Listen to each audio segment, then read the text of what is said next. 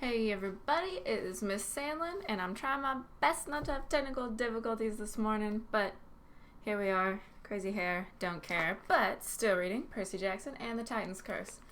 Look how close we are to being done. We're doing real good. We're in chapter 16, and last we left off, Grover was taking the sea serpent cow to Camp Half-Blood to protect it, because it was supposed to bring about the end of the world, or whatever. And so now that just leaves us with Percy and Talia and Zoe, who have realized that they need to visit Zoe's home in order to find Artemis. Zoe, who is thousands of years old and was once part of ancient Greek culture. And we are going to the garden where she used to live that is guarded by a dragon.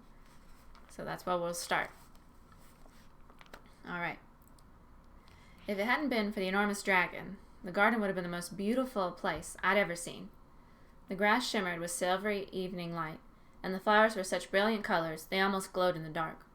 Stepping stones of polished black marble led around either side of a 5-story tall apple tree, every bough glittering with golden apples.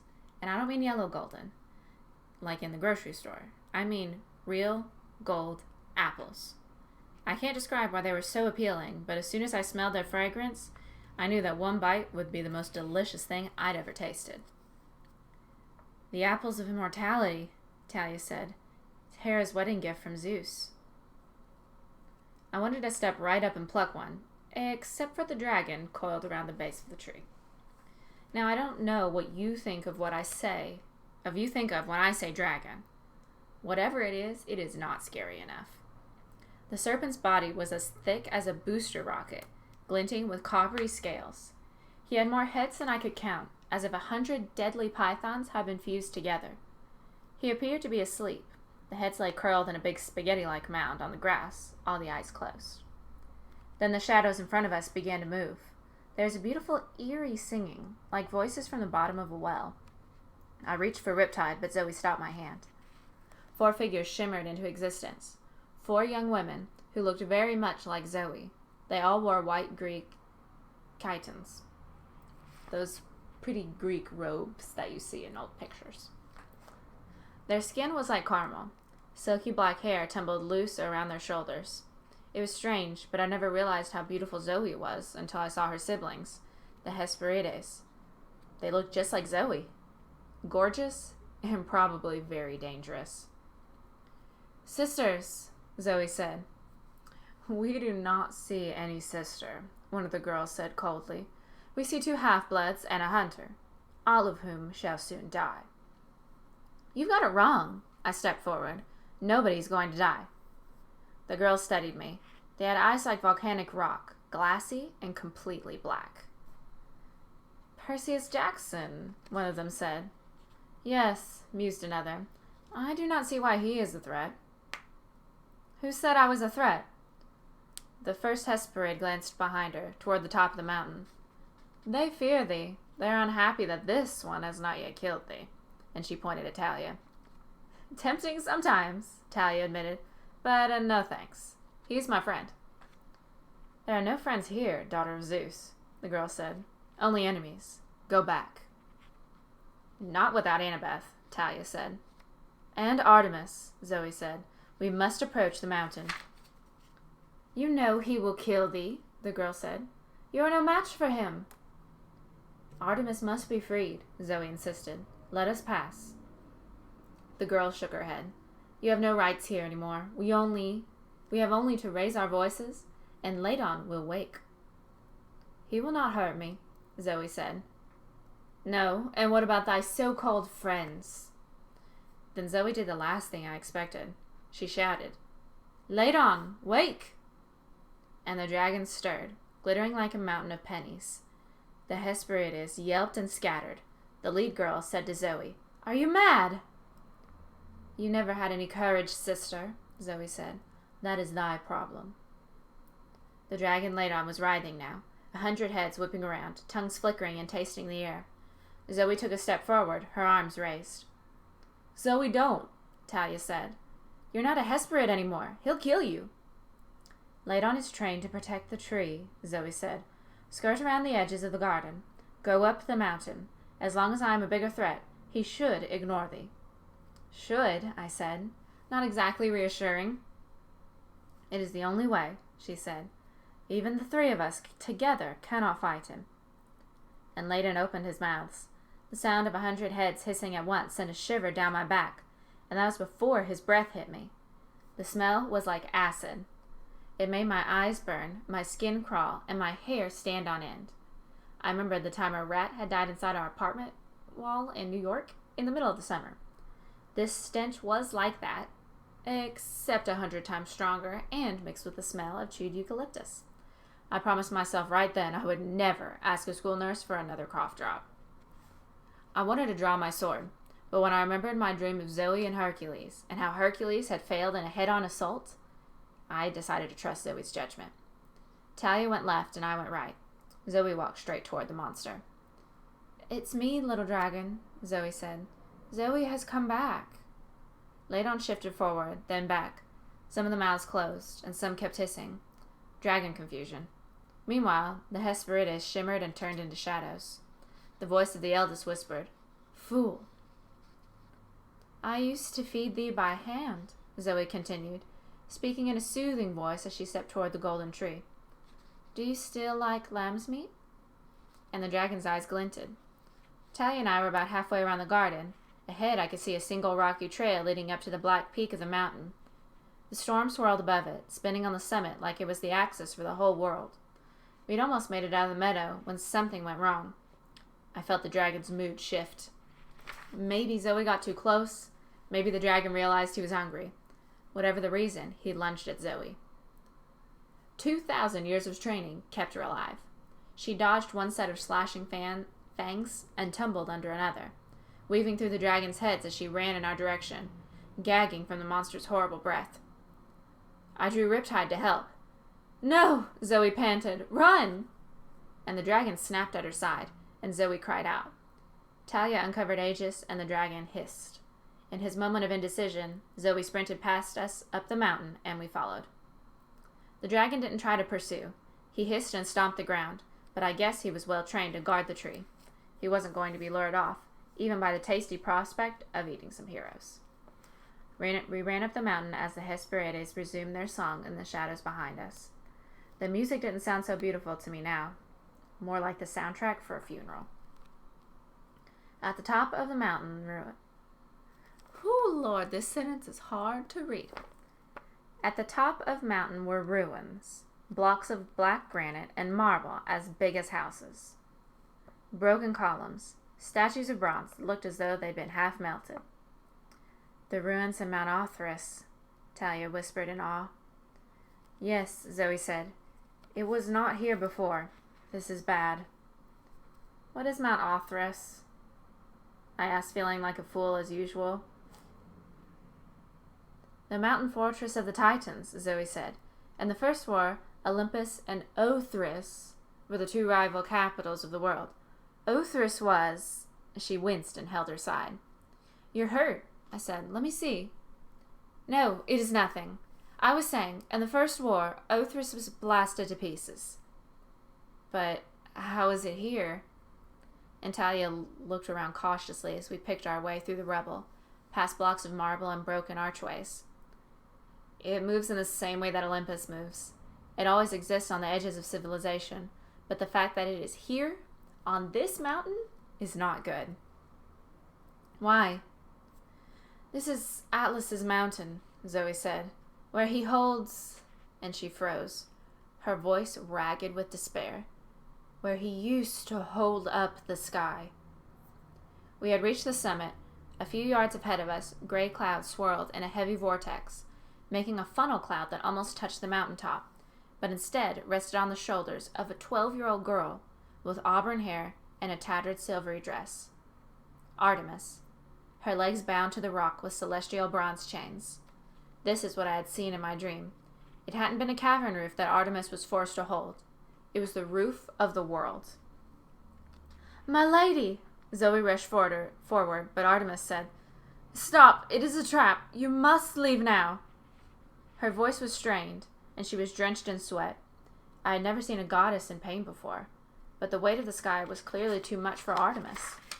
Zoe was crying, and she ran forward despite Artemis's protests and tugged at the chains. A booming voice spoke behind us. "Ah, how touching." And we turned. The general was standing there in his brown silk suit. At his side were Luke and a half a dozen Dracanae, bearing the golden sarcophagus of Kronos. And Annabeth stood at Luke's side. She had her hands cuffed behind her back, a gag in her mouth, and Luke was holding the point of his sword to her throat. I met her eyes, trying to ask her 1,000 questions. There was just one message she was sending me, though. Run. "Luke," Talia snarled. "Let her go." Luke's smile was weak and pale. He looked even worse than he had 3 days ago in D.C. "That is the general's decision, Talia, but it's good to see you again." Talia spat at him, and the general chuckled. "So much for old friends. And you, Zoe, it's been a long time. How is my little traitor? I will enjoy killing you." "Do not respond," Artemis groaned. "Do not challenge him." "Wait a second," I said. "You're Atlas?" The general glanced at me. "So, even the stupidest of heroes can finally figure something out. Yes, I am Atlas, the general of the Titans, and terror of the gods. Congratulations. I will kill you presently, as soon as I deal with this wretched girl." "You're not going to hurt Zoe," I said. "I won't let you." The general sneered. "You have no right to interfere, little hero. This is a family matter." I frowned. "A family matter?" "Yes," Zoe said bleakly. "Atlas is my father." Whew! Let's keep going. The horrible thing was, I could see the family resemblance. Atlas had the same regal expression as Zoe, the same cold, proud look in his eyes that Zoe sometimes got when she was mad, though on him it looked 1,000 times more evil. He was all the things I'd originally disliked about Zoe, but none of the good I'd come to appreciate with her. "Let Artemis go," Zoe demanded. Atlas walked closer to the chain goddess. "Perhaps you'd like to take the sky for her, then. Be my guest." Zoe opened her mouth to speak, but Artemis said, "No, do not offer, Zoe. I forbid you." Atlas smirked. He knelt next to Artemis and tried to touch her face, but the goddess bit at him, almost taking off his fingers. "Hoo-hoo!" Atlas chuckled. "You see, daughter, Lady Artemis likes her new job. I think I will have all the Olympians take turns carrying my burden once Lord Kronos rules again. And this is the center of our palace. It will teach those weaklings some humility." I looked at Annabeth. She was desperately trying to tell me something. She motioned her head toward Luke, but all I could do was stare at her. I hadn't noticed before, but something about her had changed. Her blonde hair was now streaked with gray. "From holding the sky," Talia muttered, as if she'd read my mind. "The weight should have killed her." "I don't understand," I said. "Why can't Artemis just let go of the sky?" Atlas laughed. "How little you understand, young one. This is the point where the sky and the earth first met. Where Uranus and Gaia first brought forth their mighty children, the Titans. The sky still yearns to embrace the earth. Someone must hold it at bay, or else it would crush down upon the place, instantly flattening the mountain and everything within 100 leagues. Once you have taken the burden, there is no escape." Atlas smiled. "Unless someone else takes it from you." He approached us, studying Talia and me. "So these are the best heroes of the age, eh? Not much of a challenge." "Fight us," I said, "and let's see." "Have the gods taught you nothing? An immortal does not fight a mere mortal directly. It is beneath our dignity. I will have Luke crush you instead." "So you're another coward," I said. Atlas' eyes glowed with hatred. With difficulty, he turned his attention to Talia. "As for you, daughter of Zeus, it seems Luke was wrong about you." "I wasn't wrong," Luke managed. He looked terribly weak, and he spoke every word as if it were painful. If I didn't hate his guts so much, I almost would have felt sorry for him. "Talia, you can still join us. Call the Ophiotaurus. It will come right to you. Look." And he waved his hand, and next to us, a pool of water appeared. A pond ringed in black marble, big enough for the Ophiotaurus. I could imagine Bessie in that pool. In fact, the more I thought about it, the more I was sure I could hear Bessie mooing. "Don't think about him." Suddenly Grover's voice was inside my mind, the empathy link. I could feel his emotions. He was on the verge of panic. "I'm losing Bessie. Block the thoughts." I tried to make my mind go blank. I tried to think about basketball players, skateboards, different kinds of candy in my mom's shop, anything but Bessie. "Talia," Luke persisted.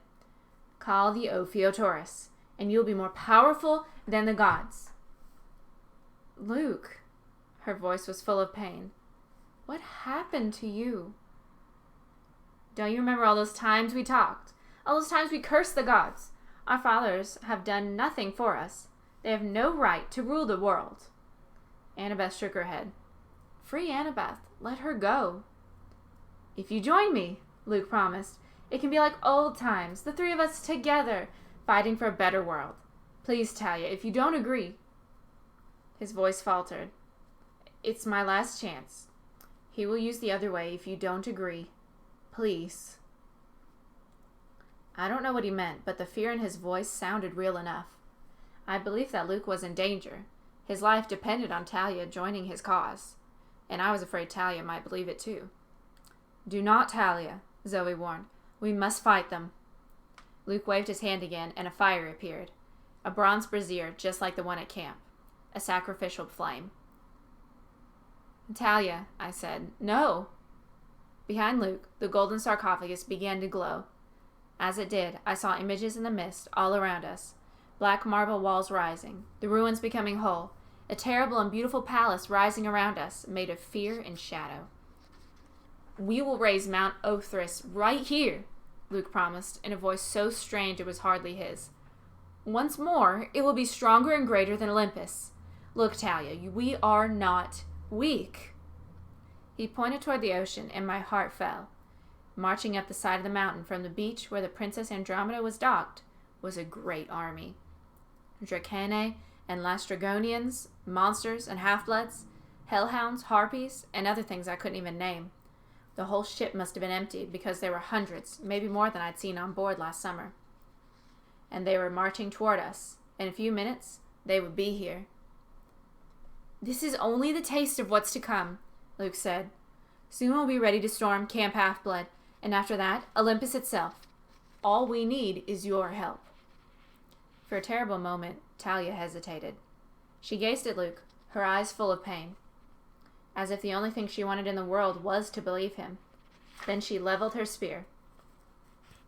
You aren't Luke. I don't know you anymore." "Yes, you do, Talia," he pleaded. "Please, don't make him destroy you."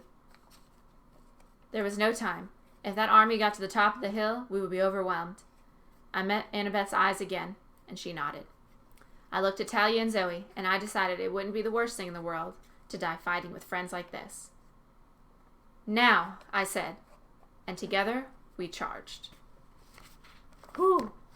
Okay, I'll stop us there. We kind of got a little bit into Chapter 17. I was just getting real into it. Chapter 17, we're just a couple pages in, was called "I Put on a Few Million Extra Pounds." Which sounds like another bad sign for Percy. Oh, he cannot catch a break. Okay. Oh man, Atlas is Zoe's dad. The general is Atlas. Atlas was holding up the world for eons. And now he's not. And he's trying to race Kronos. Whew, that's a lot to unpack. If y'all want to have a discussion down in the comments, feel free. And remember, we have Zoom meetings every Tuesday, Thursday, and Friday at 1 o'clock. I will see y'all then.